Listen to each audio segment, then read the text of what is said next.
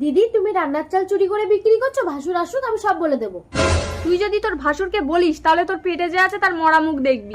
না না আমি বলবো না। সর চালটা বিক্রি করে আসি। আঙুর খেতে দাও, খিদে লেগেছে।